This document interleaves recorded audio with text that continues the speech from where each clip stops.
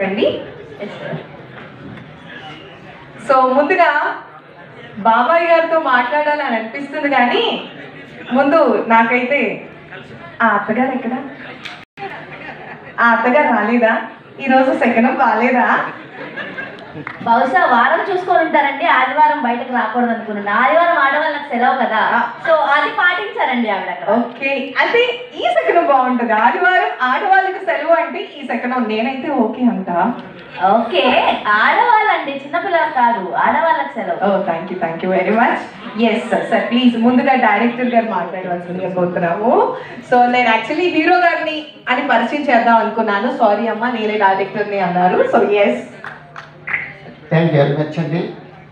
ముందుగా Telugu short film association వారికి ధన్యవాదాలు తెలియజేస్తూ, మా చిత్రాన్ని ఈరోజు స్క్రీనింగ్ కోసం ఎంపిక చేసినందుకు వారికి మరొకసారి ధన్యవాదాలు తెలియజేస్తున్నాం అండి. నా పేరు ఇమంది ఈశ్వరరావు, విశాఖపట్నం. ఈ శిక్షణం డైరెక్టర్ని, యాక్టర్ని, అలాగే కెమెరామెన్ కూడా నేనేనండి.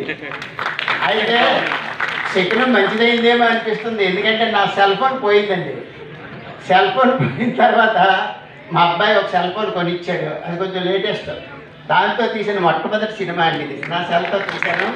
అది అక్కడ మన మిత్రులకి ఇచ్చాను, షూటింగ్ అని చేస్తున్నారు. ఓకే అండి. అయితే ఇందులో గొప్పతనం ఏంటంటే, ఈ సెకండ్ సినిమా తీసిన తర్వాత, షార్ట్ ఫిల్మ్ తీసిన తర్వాత మా ఇంట్లో మా మేనల్లుడు వాళ్ళు వస్తే వేశారండి. వేస్తే వెంటనే ఏమన్నాడంటే, మా మావయ్య ఇలాగ చనిపోయాడు మావయ్య అన్నాడండి. ఆయన స్టీల్ ప్లాంట్లో వర్క్ చేస్తున్నాడు. మా మేనల్లుడు కూడా స్టీల్ ప్లాంటే. ఆయనకి సోమవారం నాడు హార్ట్ స్ట్రోక్ వచ్చిందండి. మంగళవారం హార్ట్ స్ట్రోక్ వచ్చిందట ఉదయాన్నే. ఇవాళ మంగళవారం కదా తీసుకెళ్ళకూడదు అనేసి ఏవో ట్యాబ్లెట్లు వేసి అలాగా నెమ్మదిగా మరుసటి రోజు వరకు కొనసాగిద్దాం అనుకుంటే అర్ధరాత్రి చనిపోయాడండి ఆయన. అంటే డైరెక్ట్గా మాకు దృష్టాంతరం కనిపించిందండి.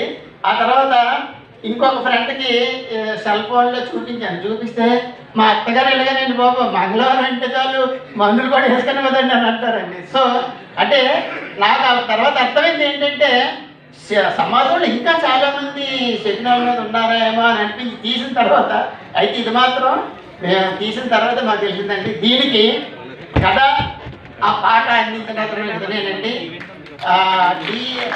ఎస్బిఎస్ అంటారు, ఎస్ దుర్గా శంకర్ అండి. వీళ్ళు ఒక ప్రత్యేకమైనటువంటి ప్రతిభ ఉందండి. అదేంటంటే ఇంటర్నేషనల్ లెవెల్లో యంగ్ ఆర్టిస్ట్. అంటే కోడిగుడ్లు, ఏ గుడ్లైనా బాతుగుడ్లు లేకపోతే ఆస్టిచ్ ఏదైనా సరే దాని మీద మంచి ఆర్ట్ చేసి ఇంటర్నేషనల్గా ఇతను అవార్డు తీసుకున్నారండి. అతను ఈ చిత్రానికి కథ అందించడం, అలాగే యాక్ట్ చేయడం. అందులో యాక్ట్ చేసినటువంటి ఇతని భార్య ఒరిజినల్ భార్య అండి. అలాగే అతను వేసిన అబ్బాయి, చిన్న అబ్బాయి మా మనవడు వీళ్ళ అబ్బాయి అండి. అంటే ఒక ఫ్యామిలీ. తర్వాత నేను ఇంకొక శివజ్యోతి గారు అనేసి మా వైజాగ్లో ఒక మంచి సీనియర్ ఆర్టిస్ట్. ఇందులో ఇక్కడున్న కొంతమంది ఆర్టిస్ట్కి ఎవరికో ఒక్కరికైనా ఆవిడ తెలిసి ఉంటారు అనుకుంటున్నాను.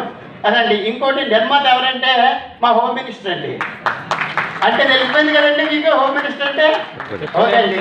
నేను కొంతమంది ఆలోచిస్తున్నారు, రాజకీయ నాయకులకు ఓట్లు, మిలిటరీ వాళ్ళకి బూట్లు, చిన్నపిల్లలకు చాక్లెట్లు, మన కళాకారులకు కావాల్సినవి ఏంటండి? Okay, thank you very much sir. ఈ చిత్రం మీ అందరి ముందు మీరు ప్రదర్శించడానికి అవకాశం కల్పించినట్టు తెలుగు షార్ట్ ఫిల్మ్ అసోసియేషన్ వారికి ప్రత్యేక ధన్యవాదాలు తెలియజేస్తున్నాం. మేడం గారు యాంకర్స్ అంతకుముందు లాస్ట్ టైం వచ్చేటప్పుడు అయితే మేడం ఒక్కడే ఉండేవారు, ఇప్పుడు ఇద్దరు అయ్యారు. ఇద్దరు యాంకర్స్ మధ్యలో మేము ఉన్నామంటే చాలా great. Thank you very much అండి. Yes sir, wish you all the best. So sir గారితో మాట్లాడే ముందు హోమ్ మినిస్టర్ గారితో మాట్లాడాలి.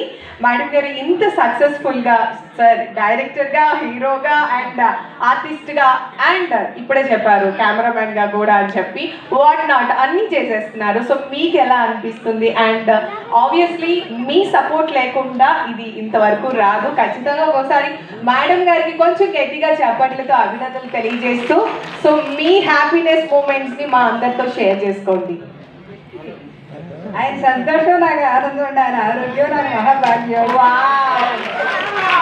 ఈవిడ ఒకటి నిరూపించారండి ఇక్కడ, ప్రతి మగాడి విజయం వెనక ఆడది ఉంటుంది అని. ఆవిడ హోమ్ మినిస్టర్ పదవి తీసుకొని చక్కగా ఆ సామెతకి న్యాయం చేశారు ఆవిడ. ఏంటి మీరు ఇలా అంటే ఇప్పుడు నాకు ఒకసారి ఒక మీటింగ్లో ఇలాగే నాకు సన్మానం అయినప్పుడు ప్రతి ఆర్టిస్ట్ వెనకాల ఒక లేడీ ఉంటారు, లేడీ ఉంటారంటే అప్పుడు నాకు డౌట్ వచ్చిందండి.